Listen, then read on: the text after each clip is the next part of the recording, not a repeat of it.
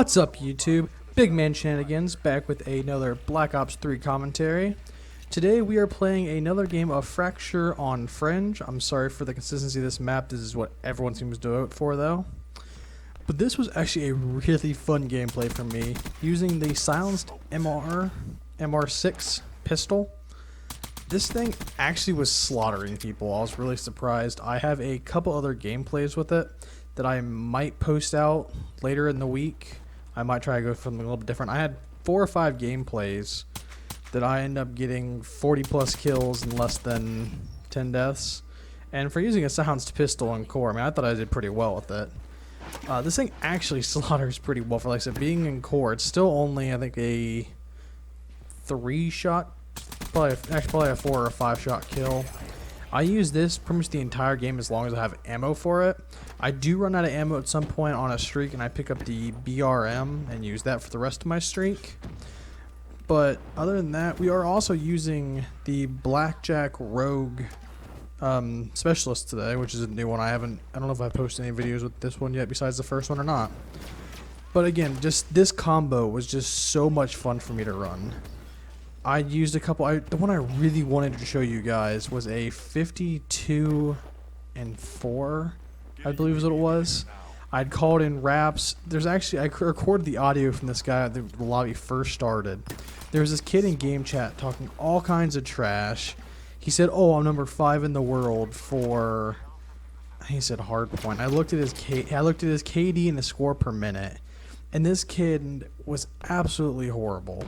I don't know who he was trying to impress in the background, but I absolutely destroyed him. He used a Brecci shotgun against me with a silenced pistol. I destroyed him all game. I destroyed him the next game. And then he sent me hate mail afterwards about how much of a hacker I was using this gun. And I thought that was really fun, but moving on to what I wanted to talk about today. The pay-to-win system in I guess first-person shooters in general is really starting to get to me. I don't have money, and nor does 95% of the COD community has money just to dump hundreds of dollars into buying the supply drops that they do now. Like, if you guys didn't see, over the weekend there was a deal they're running called the Triple Play Special, and that included 1 automatic new gun, 1 new melee weapon, and 10 rare supply drops. And as much as I wanted to do that, it was going to be like 25 bucks to drop on the game to get these weapons. I like the weapons I have. I have a lot of the melee weapons already just from getting crypto key supply drops.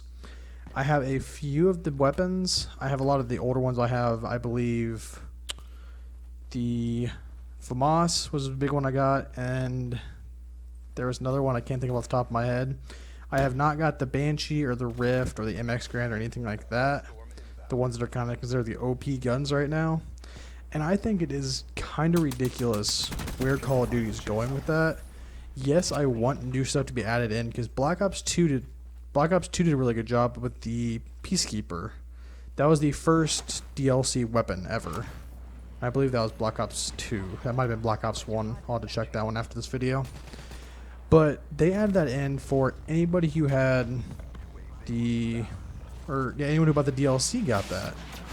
And that was pretty cool. I thought that was a nice little addition to it. Then they added in, you got the Ripper in Modern Warfare 3. You could get that gun early if you had the season pass.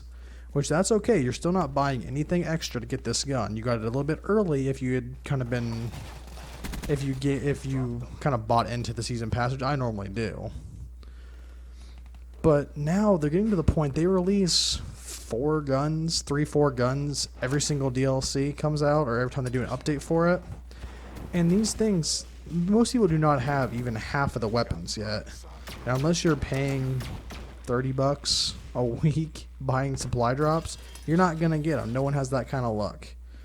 I think the percentage is like 1% of things you open, like 1% chance of getting a weapon each time you open a supply drop. Those chances are just ridiculously low. I know CSGO does a lot of things. I think most of it is cosmetic. I actually have not played CSGO, so if you are a CSGO fan, don't hate on me for that. but I think their stuff is cosmetic. And I have no problem with all of the new specialist and calling cards they include in blackjack or the black market. But the pay to win, and you can't say it's not pay to win, because some of the most overpowered guns, the DSR 50 and the RSA, are two of the strongest snipers in the game at this point. Probably right behind the PO6. The HG 40 is pretty terrible. The RJack, the new 3D printing LMG, is that gun to me is pay to win. It kills ridiculously fast at even long range. The recoil is minimal, and I do not think that a LMG should be that good, and it really shouldn't be that good if not everyone can have it. That's one of my biggest pet peeves is when they started doing that advanced warfare. I was like, oh, I guess it'd be kind of cool. You can still get your supply drops normally. You can still do all that. But they've added in so many guns so quickly in all these Call of Duties now that it's making it almost impossible for people to collect all of them. And for some of the big YouTubers, I know a lot of big YouTubers spend $100, $200 on a supply drop opening video. And I love watching those videos. I'm not going to say I don't. But to spend that kind of money, you can't do that as a normal person. I mean, YouTubers, yes, they can do that. They get their money back on it after the video, pretty much. But those kind of things, normal people cannot do that, and it provides. Yes, I mean, you can still spend all that money and get a good gun and still be a terrible player. But I think the addition of getting yourself a better weapon than everybody is going to give you a little bit of an upper hand.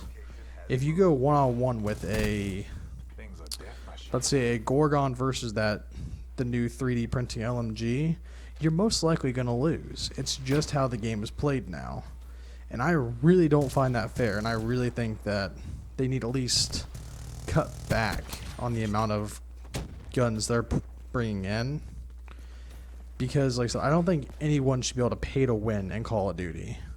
And yes, I know it's not pay to win just to get the gun, but I do believe it's a huge advantage to have that. I'm hoping to get a few more of these weapons myself, but to spend $25 on 2 weapons, I mean, that's a little absurd. I already paid $60 for the game, and I think it was $40 or $50 for the season pass. I spent more than my fair share of money on the game already. I spent, I think, $20 on the supply drops, and that was just for fun of my own. But I think it's getting a little out of hand. I think they need to dial that back. Some of you have probably gotten really lucky and have gotten a lot of these weapons, but there's a lot of people I know who've spent money and still have had nothing to show for it. Alright, and hopefully you guys enjoyed that gameplay. I thought that was a load of fun. Like I said, that pistol, I might bring a few more of those out as the week goes on. I might try to get some other gameplays going. But as it comes up, I think it's, like I said, 37-7. That was just a ton of fun for me.